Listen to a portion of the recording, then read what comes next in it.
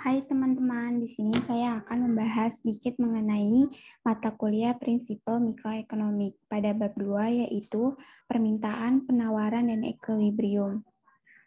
Langsung saja ya, permintaan atau biasa disebut demand adalah jumlah barang atau jasa yang ingin dan mampu dibeli oleh konsumen dalam tingkat harga dan waktu tertentu. Pada hukum permintaan, saat harga suatu barang naik, maka jumlah barang yang diminta akan turun. Begitupun sebaliknya, ceteris paribus. Ceteris paribus sendiri adalah faktor-faktor lain selain harga barang tersebut dianggap tetap atau tidak berubah. Misalnya, kita ambil dari pasar ikan, maka faktor lain selain harga dari ikan itu dianggap tetap atau tidak berubah. Dari hukum permintaan ini, kita bisa lihat bahwa hubungan harga barang dan jumlah barang yang diminta itu berkebalikan atau hubungannya negatif. Kalau yang satu naik, yang satunya turun, dan sebaliknya. Di sini ada contoh tabel. Kita bisa lihat.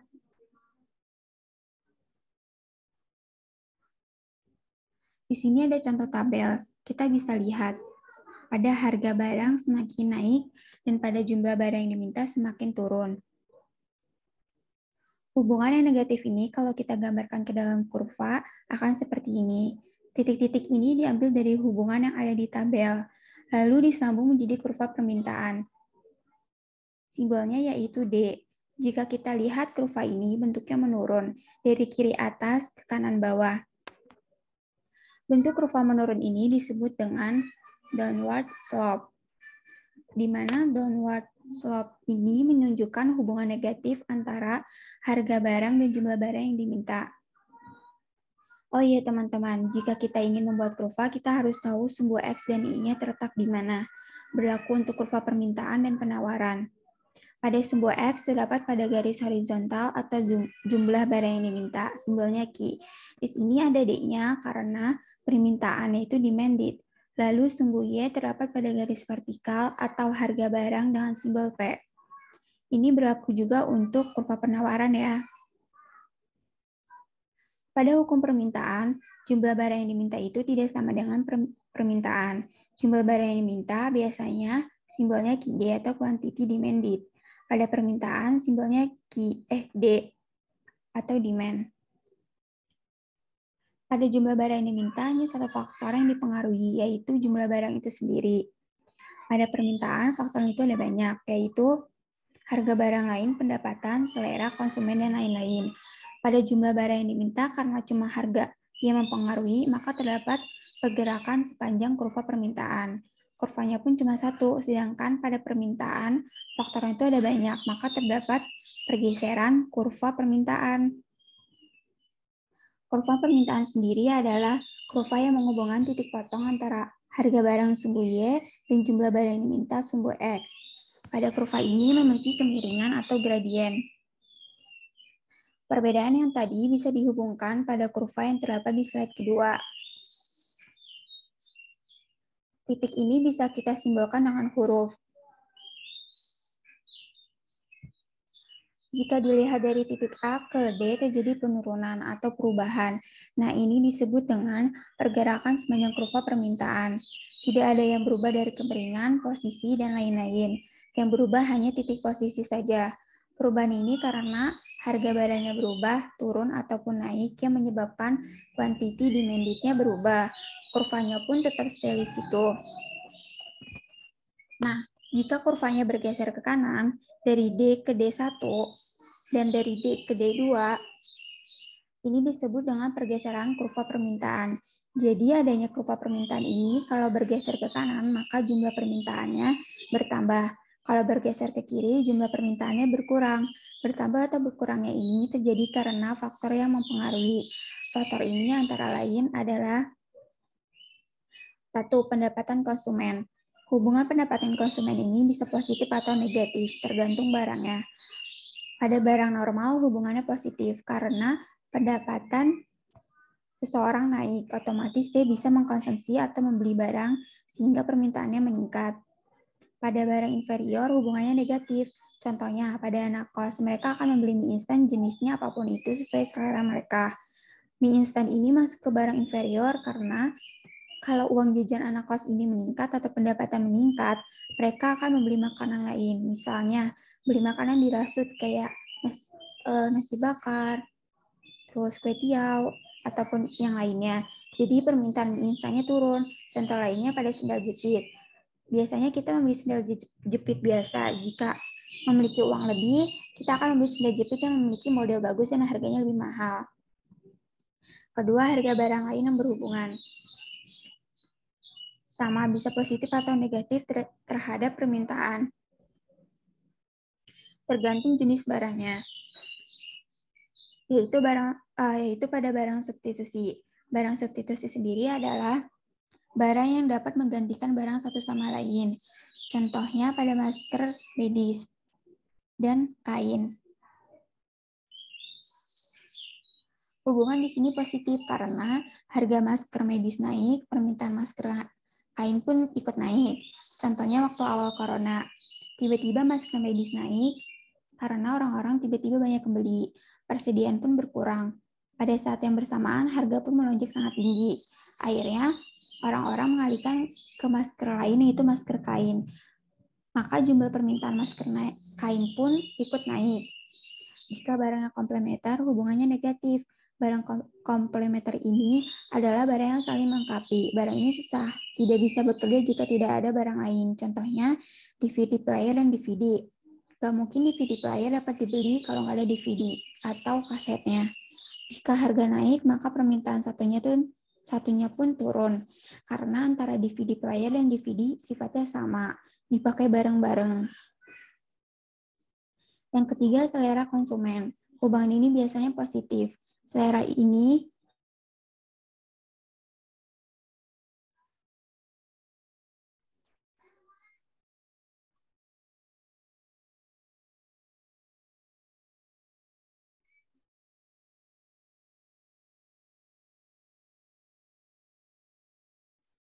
Yang ketiga, selera konsumen.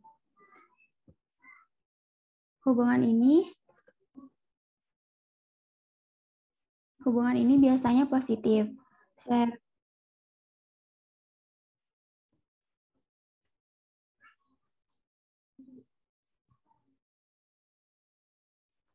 di sini mendorong seseorang untuk membeli sesuatu. Jika selera naik, maka permintaan pun akan ikut naik. Keempat, ekspektasi. Hubungannya juga positif. Ekspektasi ini bisa ekspektasi harga, pendapatan besok, maksudnya ekspektasi harga, pendapatan biasanya berhubungan dengan waktu. Contohnya, jika saya mengekspektasikan besok harga donat naik, mending kita beli donatnya sekarang. Jadi permintaan donat sekarang meningkat. Kelima, jumlah konsumen. Jelas hubungannya positif karena dengan semakin banyaknya konsumen maka semakin banyak permintaan.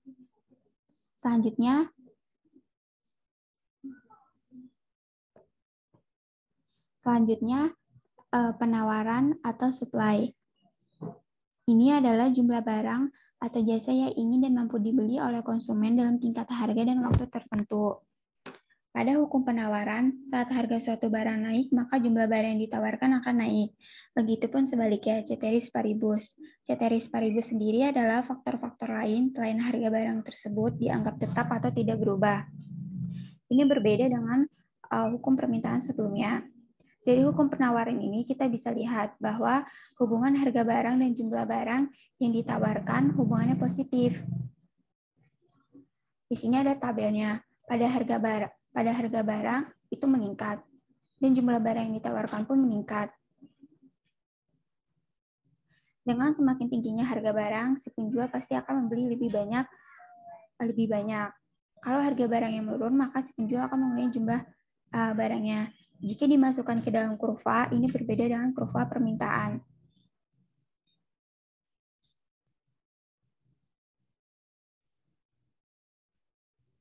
Pada kurva penawaran ini menanjak dari kiri bawah ke kanan atas. Hubungan ini disebut dengan upward slope. Pada hukum penawaran, ini konsepnya sama dengan permintaan. Jumlah barang yang ditawarkan tidak sama dengan penawaran. Jumlah barang yang ditawarkan disimbolkan dengan QS, quantity supplied, dan penawaran S, supply. Pada jumlah yang ditawarkan, faktor yang dipengaruhinya cuma ada satu, harga barang itu sendiri. Pada penawaran, itu ada banyak, yaitu harga faktor produksi, teknologi, ekspektasi, dan lain-lain. Perubahan harga pada barang yang ditawarkan akan mengakibatkan pergerakan sepanjang kurva penawaran. Sedangkan perubahan pada faktor penawaran mengakibatkan pergerakan kurva pergeseran kurva penawaran. Kurva penawaran sendiri adalah kurva yang menghubungkan titik potong antara harga barang sumbu Y dan jumlah barang yang ditawarkan sumbu X. Pada kurva ini memiliki kemiringan atau gradien.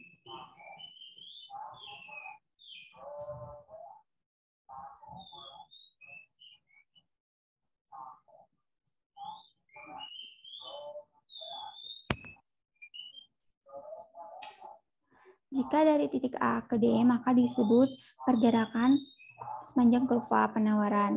Biasanya disimbolkan dengan huruf S. Jika geser ke kanan, artinya supply bertambah atau S1, dan bergeser ke kiri, supply berkurang atau S2. Maka ini disebut dengan pergeseran kurva penawaran. Pergeseran kurva penawaran ini diakibatkan oleh beberapa faktor, yaitu satu, harga input atau faktor produksi. Hubungan ini negatif. Jika harga input naik ataupun tinggi, maka penawaran lebih rendah. Kenapa? Karena biasanya harga input ini menyebabkan biaya produksi menjadi meningkat. Kedua, teknologi. Hubungan ini positif. Teknologi ini masuk ke dalam ketersediaan input. Jika terjadi kemajuan teknologi yang mengakibatkan kemudahan produksi, nanti bisa mengurangi harga input atau biaya produksi, jadi penawarannya naik. Ketiga, ekspektasi. Hubungan di supply negatif. Misalnya, produsen melihat kayak besok harga akan naik. Mereka akan menjual besok, bukan hari ini, sehingga penawarannya berkurang untuk hari ini, tetapi penawaran untuk besok bertambah. Keempat, jumlah produsen. Hubungannya positif. Semakin banyak produsen, semakin banyak penawaran. Kelima, bencana alam. Hubungannya negatif, karena dengan adanya bencana alam mengakibatkan kerusakan pada bahan baku dan sebagainya, dan bisa menurunkan penawaran dan mengganggu produksi. Selanjutnya, equilibrium atau keseimbangan pasar, yaitu harga kesepakatan yang terbentuk dari tawar-menawar antara penjual dan pembeli. Ketika permintaan sama dengan penawaran, maka terjadi keseimbangan pasar. Secara grafik ditunjukkan oleh perpotongan antara kurva permintaan dan penawaran.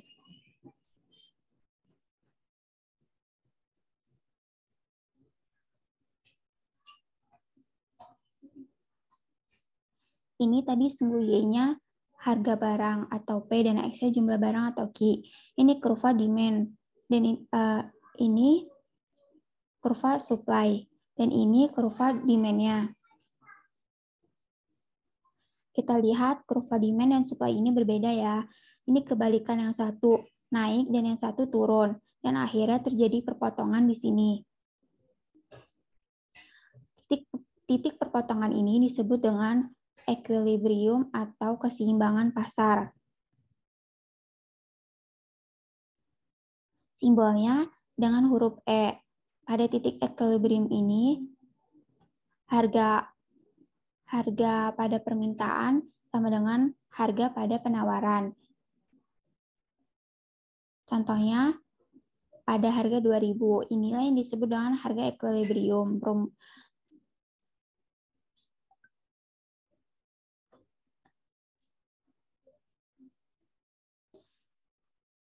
Dan pada titik ini juga jumlah barang permintaan sama dengan jumlah barang penawaran. Kita lihat sini pada jumlah barang yang kedua. Inilah yang disebut dengan jumlah barang equilibrium. Pada harga permintaan sama dengan harga penawaran, itu rumusnya PD sama dengan PS. Pada jumlah barang permintaan dan jumlah barang penawaran, rumusnya QD sama dengan QS. Oke, selanjutnya yaitu latihan soal. Yang pertama, Film Dilan 1990 menampilkan tokoh utamanya dengan busana khas, yaitu jaket jeans, yang membuat banyak orang ingin membeli jaket serupa. Bagaimana kejadian ini mempengaruhi pasar jaket jeans? Kita jawab ya. Kita bisa lihat di sini selera dan permintaan.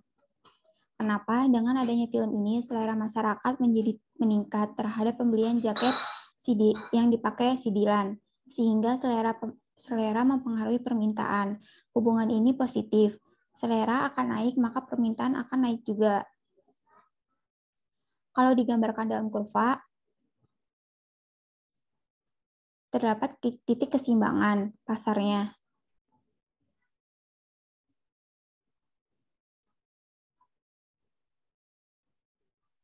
Yang disimbolkan dengan S1. Karena adanya permintaan naik, maka kurva permintaan akan bergeser ke kanan. Sehingga terjadi titik keseimbangan yaitu dengan simbol E2.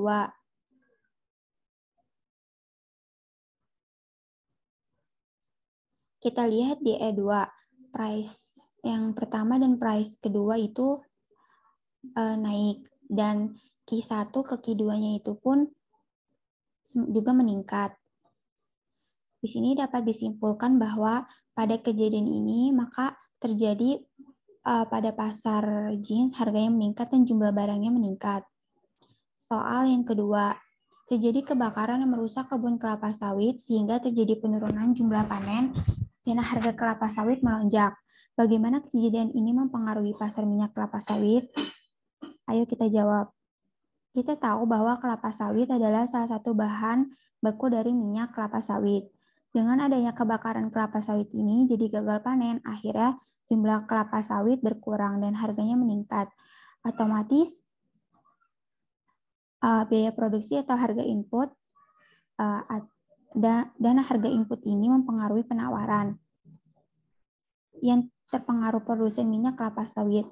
Harga input naik sehingga penawaran turun karena biaya produksinya semakin tinggi dan terjadi kelangkaan sehingga jumlahnya berkurang. Jika kita gambarkan ke dalam kurva,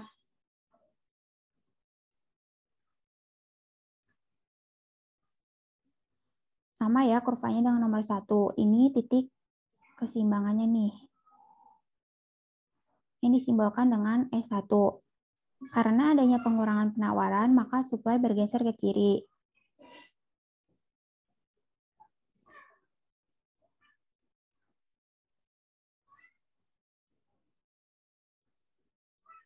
Dari S1 ke S2, maka titik keseimbangan berubah dari S1 ke E2, mengakibatkan price 1 dan price kedua naik. Tetapi kuantiti 1 dan kuantiti kedua bergeser ke kiri yang mengakibatkan berkurang. Dapat disimpulkan bahwa pasar minyak kelapa sawit mengalami peningkatan harga, tetapi jumlah barangnya berkurang. Latihan soal yang ketiga yaitu diketahui fungsi permintaan suatu barang di pasar adalah QD sama dengan 500P dan fungsi penawarannya QS sama dengan 4P min 6.500. Berapa jumlah barang keseimbangannya? Jadi yang diketahui adalah kuantitas dari fungsi permintaan dan fungsi penawaran. Maka simbolnya itu QD sama dengan QS. Kita cuma masukin aja ke dalam rumusnya. Jadi kayak begini. 5.000 min P sama dengan 4P min 6.500. Kemudian dipindah ruaskan. Akan menjadi seperti ini. Dan P sama dengan 11.500 dibagi 5. P star sama dengan 2.300. Nah, maksudnya star di sini adalah menandakan kondisi equilibriumnya.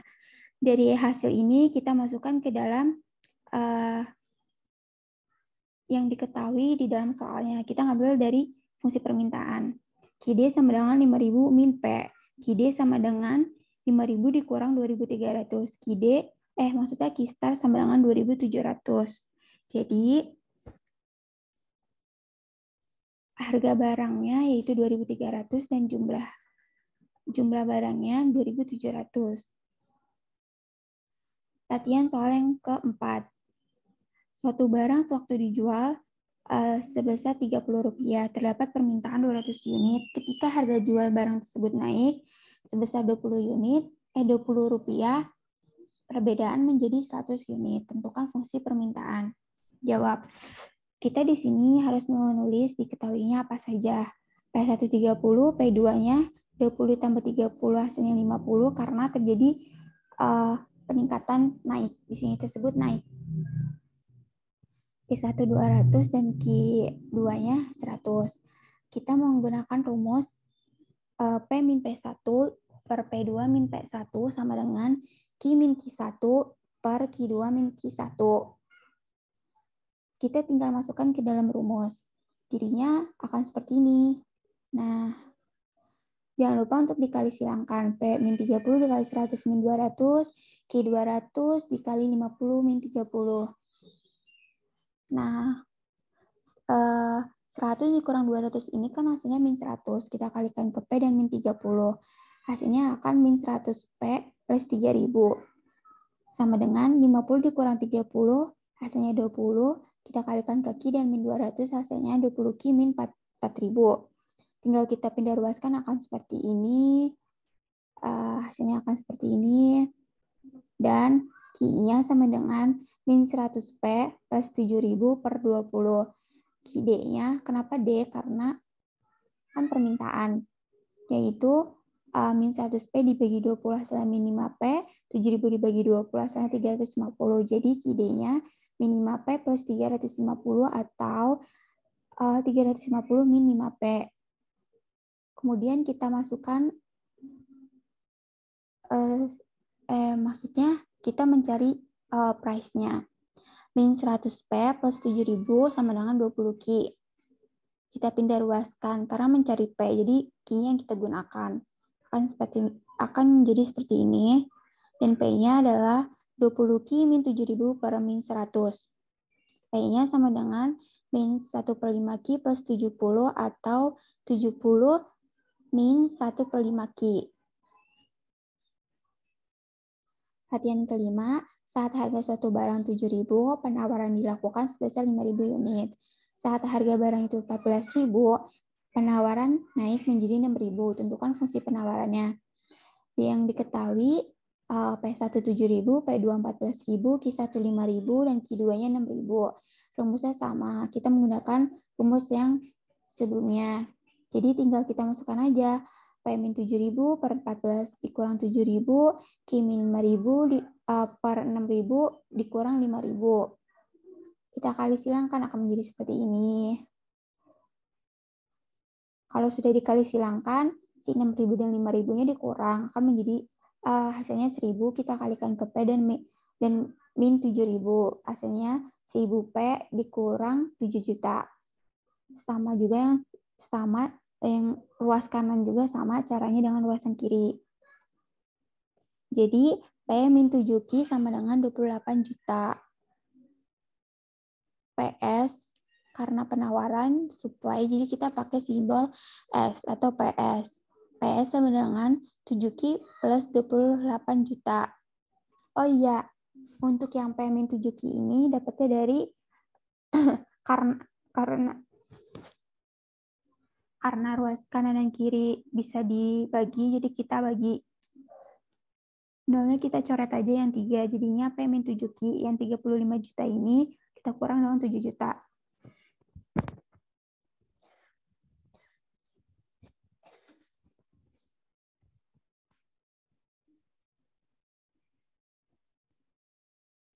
PS-nya 7Q plus 28 juta. Nah, kita mencari QS-nya.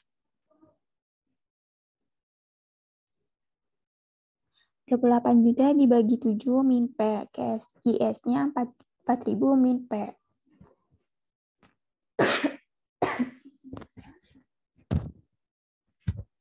Selanjutnya, latihan soal ke-6. Yang diketahui, ada tabel yang berisi P, QD, dan QS. P-nya 1.500 dan 1.800, QD-nya 120 dan 60, QS 80 dan 140. Berapakah titik keseimbangannya? Kita jawab. Sebelum mencari titik keseimbangan, kita harus mengetahui QD dan QS-nya. Kita mencari fungsi permintaan. Rumusnya sama. Jadi kita fokuskan ke P dan QD. Dilihat baik-baik ya. Kalau sudah dimasukkan ke dalam rumus, tinggal kita kali silang. Kalau sudah dikali silang, hasilnya akan seperti min 60P plus 90.000 sama dengan 300Q min 36.000. 300Q sama dengan min 60P plus 90.000 plus 36.000. Q sama dengan min 60P plus 126.000 per 300.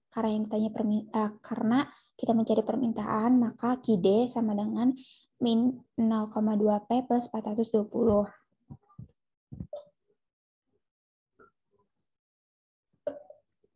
Selanjutnya, kita mencari fungsi penawaran. Rumusnya sama aja ya, kita fokuskan ke P dan QS. Hasilnya akan menjadi QS sama dengan 0,2P min 220. Jadi caranya sama dengan fungsi permintaan. Kemudian kita masukkan ke QD sama dengan QS. Kalau sudah dimasukkan, kita pindah ruaskan. Akan menjadi 420 plus 220 sama dengan 0,2P plus 0,2P. P-nya sama dengan 640 dibagi 0,4 dan hasilnya 1.600. Kita masukkan ke QD-nya. Ini 0,2P plus 420. Nah, si P-nya ini kita masukin. Jadinya hasilnya menjadi min 3.200 plus 420. Sebentar. Oh, maksudnya 320 ya. Ditambah 420. Hasilnya akan menjadi Q sama dengan 100. Jadi titik keseimbangannya adalah 1.600 dan jumlah keseimbangannya adalah 100 unit. Oke teman-teman, terima kasih sudah melihat atau menonton video ini. Semoga bermanfaat. Jika kecepatan atau kurang paham, bisa diulangi kembali videonya. Terima kasih.